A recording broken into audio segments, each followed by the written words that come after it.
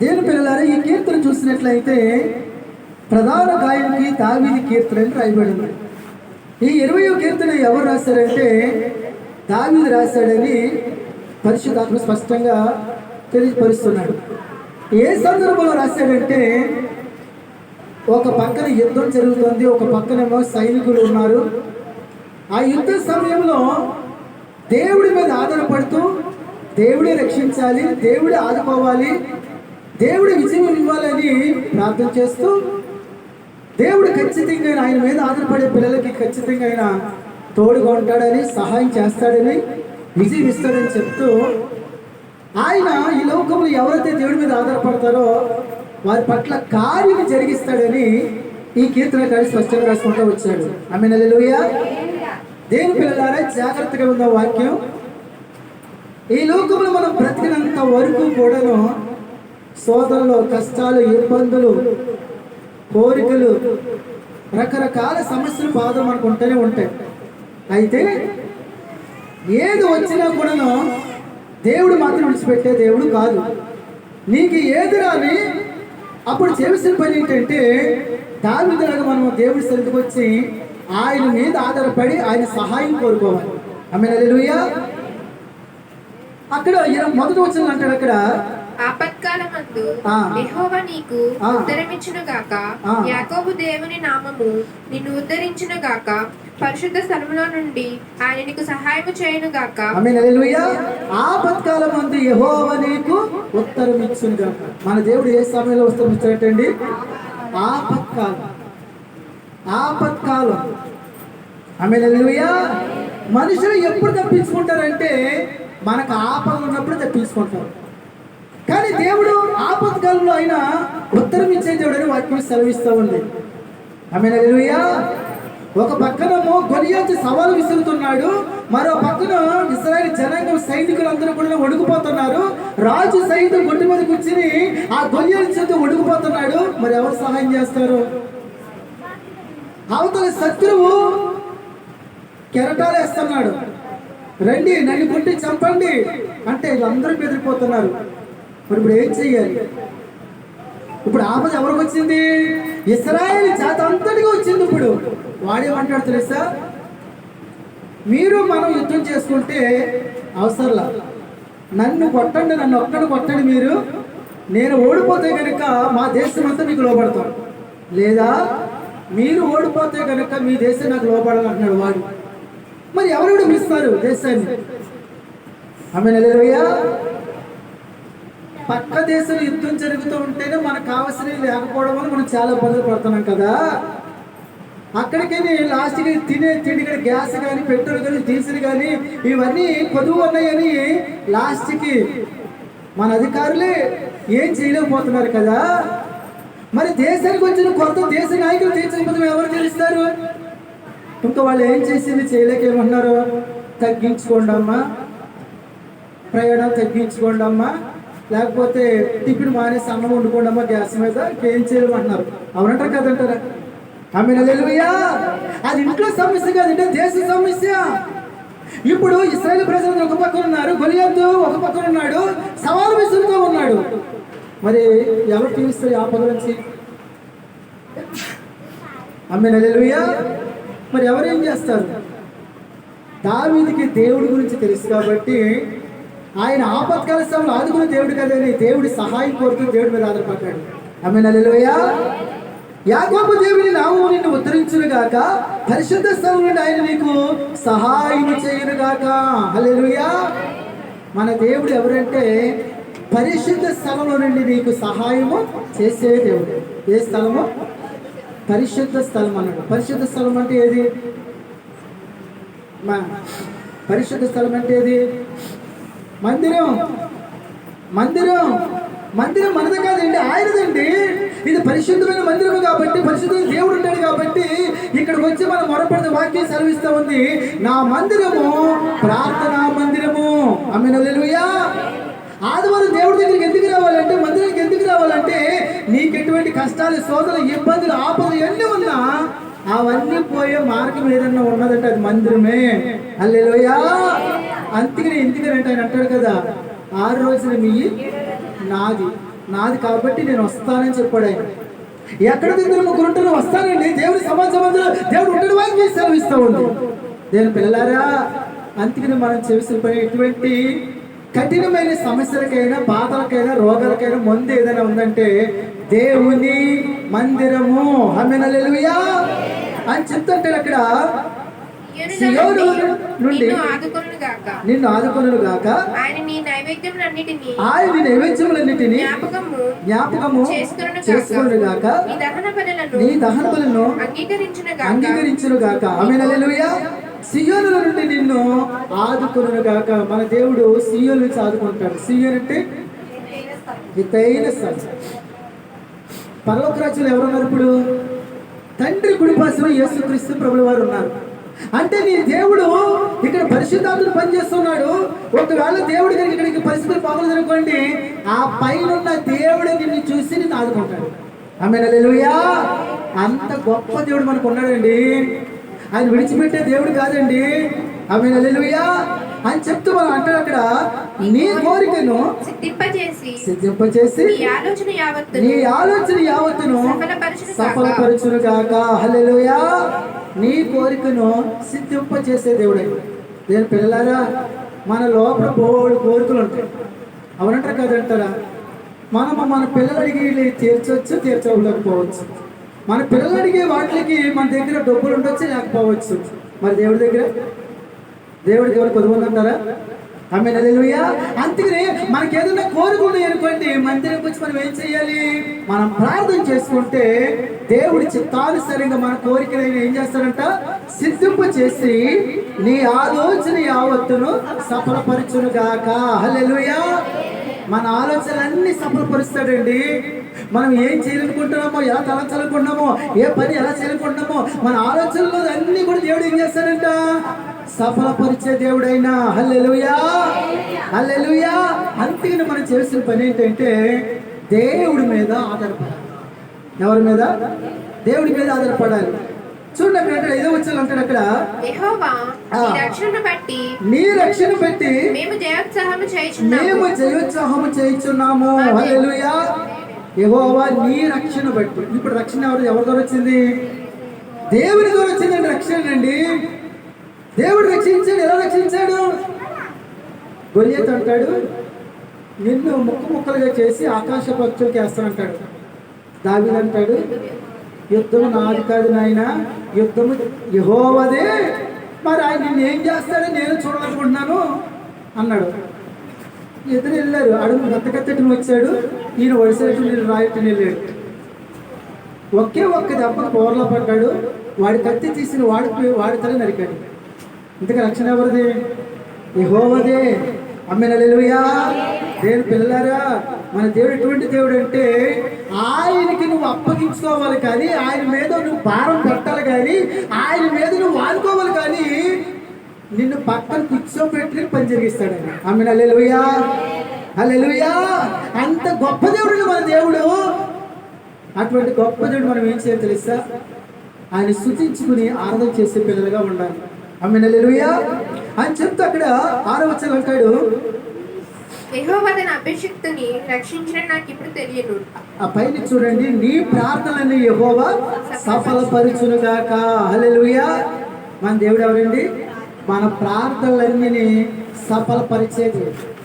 నువ్వు ఏ ప్రార్థన చేయి దేవుడి దగ్గరికి వచ్చి, నువ్వు కన్నీరుగా చేస్తావు, మామూలుగా చేస్తావో, నువ్వు ఎలా వచ్చి చేయి ప్రార్థన, ఖచ్చితంగా నీ ప్రార్థనకి ప్రతిఫలం ఇచ్చే దేవుడైనా. హల్లెలూయా. ఎందుకంటే ఆయన ఇచ్చిన వాగ్దానం ఏంటంటే, నా మందిరము ప్రార్థన మందిరం. ఇక్కడ ప్రార్థన ఎవరైనా చేస్తే నేను ఖచ్చితంగా ఆలకిస్తానని మనకు వాక్యం సెలవిస్తూ ఉంది. ఆమేన్, హల్లెలూయా.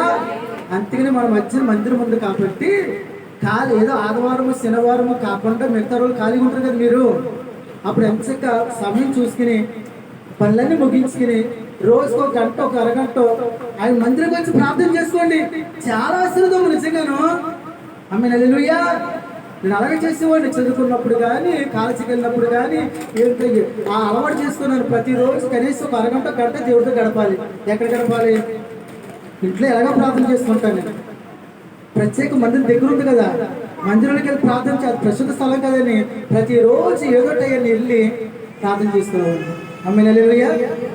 లాస్ట్కి బీఈడి చదివినప్పుడు కూడా, బీఈడి అంటే మామూలు కాదు, పొద్దు నుంచి సాయంత్రం వరకు తోమేసేవారు, మామూలుగా కాదు. ఈ పొద్దు నుంచి సాయంత్రం వరకు ఎంత కష్టపడ్డవాళ్ళమో. మళ్ళీ ఇంటికి వెళ్ళేటప్పుడు వర్కులు ఇచ్చేవారు, వర్కులు ఆ వర్కులు రాసి పుస్తకం ముగించేటప్పటికి 12 గంట అయిందమ్మా. మళ్ళీ 12 గంట అయితే మళ్ళీ తెల్లగట్ట లేచి మళ్ళీ వెతుకుని మళ్ళీ ప్రయాణం చేసి తాడిపల్లి కూడా అవతలకి వెళ్ళేవాడిని. మళ్ళీ తల నొప్పి వచ్చేది, మామూలు నొప్పి కాదు. అయినా కాలేజీ మానకూడదు, వర్క్ కంప్లీట్ చేయాలి. మరి ఏం చెయ్యాలి? ఎన్ని పనులున్నా ప్రతిరోజు సాయంత్రం పూట ఏదో సమయం ఒక గంట మందిరంలోకి వెళ్ళి నేను ప్రార్థన చేసుకునేవాడిని. హల్లెలూయా, హల్లెలూయా. ఆ దేవుడే సన్నిధిలో ఎప్పుడైతే చెప్పేవాడు, నాకు మంచి ఆరోగ్యం ఇచ్చేవాడు, మంచి జ్ఞానం ఇచ్చేవాడు, మంచి తెలివితేటలు ఇచ్చేవాడు, ఎలా చదవాలో చెప్పేవాడు. అవన్నీ ఈజీగా. అందులో ఒక కోర్స్ ఏంటంటే లెసన్ ప్లాన్ తయారు చేయాలి. లెసన్ ప్లాన్ అంటే 4 గంటలు పడతారు కూర్చొని ఓన్గా లెసన్ ప్లాన్ తయారు చేయాలి. తయారు చేసి మనం ఓన్గా తయారు చేసి స్కూల్లో చెప్పాలి, సబ్మిట్ చేయాలి, చెప్పాలి ఓన్గా. నేనా 10th చదివాను, ఐటీ చదివాను, డైరెక్ట్ డిగ్రీ డిస్టెన్స్ చదివాను, డైరెక్ట్ కాలేజీలో బీఈడికి వెళ్ళిపోయాను. నా స్టూడెంట్ల వాళ్ళు చిన్నప్పుడు 1st క్లాస్ నుంచి 10th క్లాస్, ఇంటర్, డిగ్రీ అన్ని వరుసగా చదివి వచ్చిన వాళ్ళు, పీజీలు చేసిన వాళ్ళు కూడా వచ్చారు అక్కడ. ఎక్కడికి? కాలేజీ. హల్లెలూయా. ఇప్పుడు నాక నీకు వాళ్ళ కాలేజీకి వెళ్ళారు కాబట్టి వాళ్ళకే కొంచెం ఈజీ అయిపోయింది సబ్జెక్టు, కానీ వాళ్ళకి అర్థమైంది కాదంటే కొంతమందికి. ఆమేన్, హల్లెలూయా. మరి నాకు అలాగే అర్థమైంది. దేవుడి సన్నిధిలో ప్రతిరోజు నేను ప్రార్థన చేసుకుని వాక్యం చదువుకుని అలవాటు నాకు ఉంది. ఆమేన్, హల్లెలూయా, హల్లెలూయా. దేవుడి పిల్లలారా, ప్రతిరోజు కూడా మనం చేసిన పని ఏంటంటే దేవుడి జ్ఞానం పొందుకోవాలంటే ఖచ్చితంగా రోజు వాక్యం చదవాలి, ప్రార్థన 2 చేయాలి. ఆమేన్, హల్లెలూయా. భోజనం చేసేటప్పుడు మనం అన్నం ఒకటే తింటామా, కూరవారు 2 కలిపి తింటామా? చెప్పండి అమ్మా. అమ్మా 2 ఉండాలి కదా. అలాగే వ్యక్తిగత జీవితంలో పిల్లలే కానీ, యవనస్తులే కానీ, పెద్దవారే కానీ, ఆడవారే కానీ అందరూ రోజు వాక్యం చదవాలి, రోజు ప్రార్థన చేయాలి. ఈ అలవాటు ఎవరికైతే ఉంటుందో వారి జీవితంలో ఎప్పుడు కూడా ఏ సమస్య రాని, కష్టం రాని, బాధలు రాని వారు కుంకుపోయి బాధపడరండి. ఎందుకో తెలుసా? వాళ్ళు దేవుడి మీద ఆధారపడతారు కాబట్టి ఆ దేవుడికి ప్రార్థన చేసుకుని వాళ్ళు ఏం చేసుకుంటారు? ప్రతిఫలం పొందుకుంటారు. ఆమేన్, హల్లెలూయా, హల్లెలూయా. ఒక విధంగా చెప్పాలంటే మీరు అందరూ అదృష్టవంతులు. ఎందుకంటే చుట్టుపక్కల అన్ని రకాల దేవతలకు సంబంధించిన ఉన్నాయి లేవా? ఉన్నాయి. కానీ నిజమైన దేవుడు మీరు తెలుసుకున్నారు, తెలుసుకుంటమే కాదు, కానీ వారందరికన్నా మధ్యలో వచ్చి కూర్చున్నారు. ఎవరు? అమ్మా అమ్మా వాళ్ళందరికన్నా మధ్యలో వచ్చి కూర్చున్నాడు దేవుడు. ఎంత అదృష్టం తెలుసు నిజంగా. ఎంతగా ప్రతిరోజు వచ్చి మీరు గంట ఇక్కడ ప్రార్థనలు గంట ఎంత దీవెనమ్మా మీకు. ఇంటికాడ ప్రార్థన వేరు, మందిరంలో ప్రార్థన వేరండి. ఆమేన్, హల్లెలూయా. దేవుని పిల్లలారా, అంతే అక్కడ అంటాడు, అక్కడ నీ ప్రార్థనని యెహోవా సఫలపరచునుగాక అని చెప్తూ అంటాడు అక్కడ. యెహోవా తన అభిషేక్తుని రక్షించునని నాకిప్పుడు తెలియను. రక్షణార్థమైన తన దక్షిణ హస్తబలము చూపుము, తన పరిశుద్ధ ఆకాశములో నుండి అతనికి ఉత్తరం ఇచ్చును. ఆమేన్, హల్లెలూయా. యెహోవా తన అభిషేక్తుని రక్షించునని నాకిప్పుడు తెలియను. తన అభిషేక్తుడు. దేవుని పిల్లలారా, సంఘానికి వచ్చిన తర్వాత మనం అందరూ కూడా దేవుడి చేత ఏం చేయబడాలి? అభిషేకించబడాలి. దేవుడు అభిషేకం పొందుకోవాలి. దేవుడు అభిషేకం పొందుకోవాలి. దేవుడు అభిషేకం పొందుకున్న వాడికి, దేవుడు ఆత్మ పొందుకున్న వాడికి, పరిశుద్ధాత్మ కలిగి ఉన్న వాడికి దేవుడు ఎప్పుడు తోడుగానే ఉంటాడు. ఆమేన్, హల్లెలూయా, హల్లెలూయా. ఆ దేవుడు నువ్వు ఏ పరిస్థితుల్లో ఉన్న నిన్ను ఆదుకుని రక్షించే దేవుడు అయినా ఆయన దావీదు క్లియర్గా చెప్తున్నాడు, యెహోవా తన అభిషేక్తుని రక్షించని నాకు ఇప్పుడు తెలియను. రక్షణార్థమైన తన దక్షిణ హస్త బలము చూపును. దేవుని బలం ఎటువంటిదంటండి? చూడండి, దేవుడి హస్తంలో ఏముంది అన్నాడు అక్కడ? దేవుని రక్షణార్థమైన తన దక్షిణ హస్త బలం. దక్షిణ హస్త బలం. ఆయన చెయ్యి బలమైంది. ఆమేన్, హల్లెలూయా. కానీ దేవుని పిల్లలారా, నీకు సహాయం చేయడానికి దేవుడు ఎప్పుడు ఉంటాడు. చూస్తాం కదా, ఈ లోపల చాలా మంది అంటారు, నీకేంటారు, నేను ఉన్నాను అంటారు, నీకు సహాయం చేస్తాను అంటారు. అవునా కదా? చాలా మంది వాగ్దానం చేస్తారండి, కానీ చెయ్యొచ్చు, కానీ 100కి 100 ఎవరు నెరవేర్చలేరు. హల్లెలూయా. అయితే చూడండి అంటాడు అక్కడ, కొందరు రథములను బట్టి కొందరు గుర్రములను బట్టి అతిశయపడుదురు. మనమైతే మన దేవుడిని యెహోవా నామమును బట్టి అతిశయపడుదుము. దేవునికి స్తోత్రం చెల్లించుదాం. హల్లెలూయా. కొందరు ఎవరి మీద ఆధారపడతారంట? రథాలు, గుర్రాలు అతిశయపడతారంట. మరి వాస్తవంగా రాజులు రెండింటి మీద ఆధారపడతారు. ఏ రెండిట్లు? గుర్రాలు, రథాలు. ఆమేన్. హల్లెలూయా. రథం మీద ఈయన కూర్చుంటాడు. ఆపద వచ్చింది అనుకోండి, రథం మళ్ళీ ఎంత స్పీడ్గా వెనక్కి తీసుకొస్తే అంత బతుకుతాడు రాజుగారు. అదే స్లో అవుతే ఈయన పనితే సంగతులు. మరి గుర్రాలు, గుర్రం. ఆమేన్. హల్లెలూయా. గుర్రాలు అంటండి యుద్ధానికి వెళ్ళేటప్పుడు అంటండి చాలా సంతోషంగా ఉంటాయంట అమ్మ గుర్రాలు. ఏమ్మా గుర్రాలంట యుద్ధానికి వెళ్ళేటప్పుడు అంట ఎంత వేగంగా పరిగెత్తాలనిపిస్తుందండి గుర్రాలకి. ఎందుకని అవతల శత్రువు వస్తుంటేనంట ఈ గుర్రం మీద ఉన్న రాజుగారిని నమ్మంట నా యజమాని ఎలాగ రక్షించాలనంట అంత ఫాస్ట్గా పరిగెత్తి శత్రువులు లొంగినట్టు చేస్తాడంట గుర్రం. ఆమేన్. హల్లెలూయా. అయితే ఈయన అంటాడు కొందరు రథములు బట్టి గుర్రాలు బట్టి అతిశయపడతాడు. నేనైతే మన దేవుడిని యెహోవా నామమును బట్టి అతిశయపడుదుము. హల్లెలూయా. గుర్రాలు ఉన్నా రథాలు ఉన్నా రాజుగారు యుద్ధాలకు వెళ్ళకపోతున్నాడు. కారణం ఏంటి? భయం. ఇప్పుడు దావీదు తిరగెళ్తున్నాడు. అతనికి యుద్ధం వచ్చా? రథం ఉందా, గుర్రం ఉందా?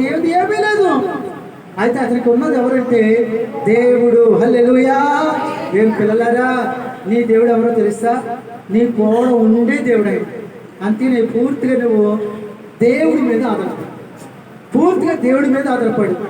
ఆయన మీద నువ్వు ఆధారపడితే ఖచ్చితంగా నిన్ను, నీ పిల్లల్ని, నీ కుటుంబాన్ని ఆయన దీవించడమే కాదు కానీ ఆపద సమయంలో తప్పించే దేవుడు. ఆమేన్. హల్లెలూయా. హల్లెలూయా అని చెప్తూ చివరిగా అక్కడ అంటాడు, అక్కడ వారి కృంగి నేల మీద పడి ఉన్నారు, మనము లేచి చక్కగా నిలుచుచున్నాము. హల్లెలూయా. వాళ్ళంట పడిపోయారంట, కృంగిపోయి నేల మీద పడిపోయారంట శత్రువులు. మనమైతే నిలబడ్డాం. ఎలా నిలబడ్డాం? బోర్ల. అప్పుడు దాకా సవాలు ఇస్తున్న ఆయన బోర్లో పడ్డాడు. తల విడిపోయింది, బోర్లో పడ్డాడు. దావీదు నిలబడ్డాడు. ఇశ్రాయేల్ అందరూ నిలబడ్డారు. జయం జయం జయం అంటున్నారండి. మరి నిలబడడానికి కారణం ఎవరు? దేవుడు. హల్లెలూయా. దేవుని పిల్లలారా, దేవుడి మీద మనం ఆధారపడితే ఆయన మన సిగ్గుపరిచే దేవుడు కాదు, ఆయన దీవించే దేవుడు, ఆశీర్వదించే దేవుడు. అవునట్లు కాదంటారా అమ్మా? అవునట్లు కాదంటారా? నిన్న తల్లిగారు పుష్పగారు గారు సాక్ష్యం చెప్తారు. మేము చేసామండి, ఆ చెరువు పక్కనండి వేసిన తర్వాత ఊడ్చిన తర్వాత ఎలకలన్నీ వచ్చి తినేసినాయి అని చెప్పింది. అంతేనమ్మా? కదమ్మా? అలాగే తినేసినాయి అంట. మరి తినేసిన తర్వాత రైతులు ఏమవుతుంది? ఇంకా అదే సంగతి అన్ని తినేసి మళ్ళీ పెట్టుబడి పెడతామని. అవునే కదా? మళ్ళీ అలాగే ప్రార్థన చేసుకుని మళ్ళీ అలాగే మళ్ళీ ఊడ్చారంటే మళ్ళీ చేశారంట. పంట వచ్చినప్పటికి పంట మాత్రం ఏ కొడుకు రాలేదంట, పంట మాత్రం బాగా పండిందంట. మరి ఎలకలన్నీ తినేసినాయి కదా, మరి ఎలా పండింది పంట? ఎలా పండింది? తినేసిన ఎలకలు చాలా మంచి వస్తుంటాయి కదా. పంట ఎలక తినేసింది, పాడైపోయిందండి, నాకు అప్పులను తెరవండి, చచ్చిపోతారు చాలా మంది. అవునంటారు కదంటారు. ఆమేన్. హల్లెలూయా. మన దేవుడు చాలా గొప్ప దేవుడు, దీవించే దేవుడు అండి. దీవించే దేవుడు, ఆశీర్వదించే దేవుడు అండి ఆయన. ఆమేన్. హల్లెలూయా. దేవుని పిల్లలారా, ఎందుకంటే మన దేవుడి మీద ఆధారపడినప్పుడు ఆ దేవుడు ఏం చేస్తాడంటే ఆయనకు అసాధ్యమైంది ఎలాగ తినేని మళ్ళీ పుట్టిస్తాడు ఆయన, మళ్ళీ బ్రతికిస్తాడు ఆయన, మళ్ళీ దీవిస్తాడు ఆయన. ఆయన దీవిస్తే ఎంతసేపు అండి? ఆమేన్. హల్లెలూయా. కాబట్టి దేవుని పిల్లలారా, మనం చేస్తున్న పని ఏంటంటే మన దేవుడు మనల్ని లేవనెత్తే దేవుడు, ఆదరించే దేవుడు, ఆదుకునే దేవుడు, స్వస్థపరిచే దేవుడు. హల్లెలూయా. అందుకు బట్టి మనం ఏం చేయాలి అంటాడు అక్కడ, యెహోవా రక్షించుము, మేము మొర్రపెట్టినప్పుడు రాజు మాకు ఉత్తరం ఇచ్చును గాక. హల్లెలూయా. మేము మొర్రపెట్టినప్పుడు రాజు మాకు. దేవుని పిల్లారా, నువ్వు నేను మొర్ర పెట్టాలి కానీ దేవుడు ఉత్తరం ఇచ్చే దేవుడు అండి ఆయన. హల్లెలూయా. అంతేకాదు ప్రస్తుత కాలంలో మనుషులకి ప్రార్థన తగ్గిపోయింది. ఏం తగ్గిపోయింది? ప్రార్థన లేదు. దేవుడి కార్యం ఎందుకు జరగట్లేదంటే ప్రార్థన లేదు. ఆమేన్. హల్లెలూయా. శుక్రవారం కరెంట్ లేదని చెప్పాను కదా, ఇంటికి వెళ్ళాడు. ఏ ఇంట్లో అయినా సరే పగలనగా రెండు తప్ప సాయంత్రం వేడి గాలి, పగల ఆ ఏడు, నైట్ ఫ్యాన్ వేసుకుని వేడి. అమ్మ అంతేనమ్మా, అంతేనా? కుటుంబ ప్రార్థన ప్రతిరోజు మాకు 4 గంటలు కుటుంబ ప్రార్థన చేసుకుంటాం. కుటుంబ ప్రార్థన చేసుకుంటున్నాను. నేను ఖచ్చితంగా ఏది కావాలో అడిగితాను నేను. అప్పుడు ఆల్రెడీ వేడిగా ఉంది కదా, 9 ఇప్పటికి ఇచ్చింది 9:30 అయింది. వేడిగాలి ఖచ్చితంగా ఫ్యాన్లు వేసుకున్నాను. మాకు ఏసీ లేదు కదా అమ్మ, అలాగే నాకు ఏసీ కూడా పడదు. ఎందుకంటే గబ్బిని ఎవరన్నా ఏసీలో కూర్చోమన్నా, ఒకవేళ ఏసీ బస్సులో ప్రయాణం చేసి ఏసీలో ఎక్కడికి వెళ్ళినా నాకు పడుతుంది. ఇప్పుడు నాకు ఇష్టం చల్లీలన్నా బాడీ అలవాటు చేసుకోలేదు. హల్లెలూయా. ఒకసారి అయితే ట్రైన్ వైజాగ్ వెళ్తే 3rd ఏసీ బుక్ చేసుకున్నాను. నాతో కూడా ఇద్దరు వచ్చారు, ముగ్గురికి బుక్ చేశారు. ఎక్కిన 10 నిమిషాలకి పడలేదు. మీరు నమ్మకండి, ఏసీ బోగిల తర్వాత 4 బోగిలు ఉండవు. ఆ బోగికి ఈ బోగికి మధ్య కొంచెం గ్యాప్ ఉంటుంది, మంచి గ్యాప్ ఉంటుంది. అక్కడ కూర్చున్నాను. అక్కడి నుంచి ఇంచుమించు వైజాగ్ నుంచి తాడేపల్లిగూడలో దిగాలి. అక్కడ దాకా అక్కడే కూర్చున్నాను. నా సీట్ అలాగే ఖాళీపోతుంది, నా డబ్బులు అలాగే దగ్గర పైన కూర్చున్నాను. హల్లెలూయా. ఇప్పుడు ప్రార్థన, నైనా పగలంతా వేడిగుంది, ఇప్పుడు కూడా వేడి కలుగునైనా మీకు ఆ సాధ్యం లేదైనా. కొడుకులు పోతున్నప్పుడు మాకు చల్లటి గాలి తెచ్చేయండి, బయట నుంచి చల్లటి గాలి తెచ్చేయండి అని ప్రార్థన చేసుకున్నాం. మా పిల్లలు కూడా ఉన్నారు ప్రార్థనలను. కాసేపు పక్కేసి 10 గంటల తర్వాత మా అందరూ కొడుకుంటుంటే హఠాత్తుగా గాలి, చల్లటి గాలి బయట గాలి వేసేసింది. ఆ గాలి లోపలికి వచ్చేస్తుంది. వీళ్ళు అంటారు, నేను ఆ విషయం మర్చిపోయాను. ప్రార్థనలు అడిగాను కదా, ప్రతిదీ అడుగుతాను నేను. చల్లటి గాలి అని కదా, అది మర్చిపోయాను. చల్లటి గాలి అవుతుంది. మా పిల్లలంతా డాడీ మనం ప్రార్థనలు ఎంతో ప్రార్థనలు చల్లటి గాలి చేసిన వడిగా దేవుడిని, ఇప్పుడు చూడు వచ్చి మన కొడుకు దగ్గర చల్లటి గాలి వచ్చేస్తుంది డాడీ, ఎంత చల్లగాలి అంటున్నారు వాళ్ళు. నాకు గుర్తు చేశారు. ఆమె హల్లెలూయా. అప్పుడు నాకు అనిపించింది, నిజమే కదా, మరి మీరు అడిగిన దేవుడు చేస్తాడు కదా. ఆమె హల్లెలూయా. ఆదివారం శుక్రవారం జరిగింది, శనివారం కరెంట్ జరిగింది, ఆదివారం కరెంట్ జరిగింది. ఎంత అద్భుతమా! దేవుని స్తోత్రాలు చెప్పండి. ఆమె హల్లెలూయా. దేవుని పిల్లలు, మన దేవుడు ఎవరంటే ఆయన చూసే దేవుడు, కార్యములు చేసే దేవుడు అమ్మా. హల్లెలూయా. అయితే మొర్ర పెట్టాలి. ఏం చేయాలి? ప్రార్థన చేయాలి. ప్రార్థన చేయాలి. ఈ చిన్న పని మనం చేస్తే మనకు అవన్నీ జరుగుతాయి. ఆమె హల్లెలూయా. అందుకనే దావీదు దేవుడి మీద ఆధారపడ్డాడు కాబట్టి ఆయన ప్రార్థనను ఆలకించి దేవుడు మంచి విజయం ఇచ్చాడు. దేవుని పిల్లలారా, ఈరోజు పరిశుద్ధాత్మ స్పష్టంగా అందరితో మాట్లాడుతున్నాడు. కాబట్టి నువ్వేదో వచ్చినా చింతపడద్దు, బాధపడద్దు. ఆపద వచ్చిందైనా, బాధలు వచ్చినాయినా కృంగిపోవద్దు, రోగం కృంగిపోవద్దు. నీ దేవుడికి అసాధ్యమైనది లేదు. నువ్వు ప్రార్థించి మొదలుపెట్టు, ఆయన కార్యం చేయడం మొదలుపెడతాడు. ఆమేన్ హల్లెలూయా. ఎందుకంటే దావీదు పూర్తిగా దేని మీద ఆధారపడకుండా దేవుడి మీదే ఆధారపడ్డాడు. ఈరోజు నువ్వు నేను కూడా దేవుడి మీద ఆధారపడితే ఖచ్చితంగా నీ నా పట్ల ఆయన కార్యములు చేస్తాడు. హల్లెలూయా. అంత మంచి దేవుడు మన దేవుడు. నువ్వు నేను ప్రార్థన చెయ్యాలే కానీ, అడగాలే కానీ ఆయన ఎవడో సిద్ధంగా ఉన్న దేవుడు అండి ఆయన. మరి ఇంకా ప్రార్థన చేసుకుంటారు దేవుని పిల్లలారా? లేదంటే అయ్యగారు ఇంటి ఊడికి వచ్చేస్తుందండి, ప్రార్థన చేసుకోలేకపోతున్నామండి అంటున్నారా? మా ఏది నిర్లక్ష్యం చేసినా ప్రతిరోజు దేవుడితో మాత్రం గడపడం నిర్లక్ష్యం చేయకండి. హల్లెలూయా. ఖచ్చితంగా ఏదో టైంలో అనుకూలంగా చేసేసుకుని ఆయన పాసను మీరు గడిపినట్లయితే మీకు కావాల్సింది దేవుడు ఇస్తాడు. అటువంటి కృపను దేవుడు మనందరికీ అనుగ్రహించును గాక. ఆమేన్. సాక్ష్యం చెప్పిన తర్వాత వాక్యం చెప్పి సెలవు తీసుకుందాం.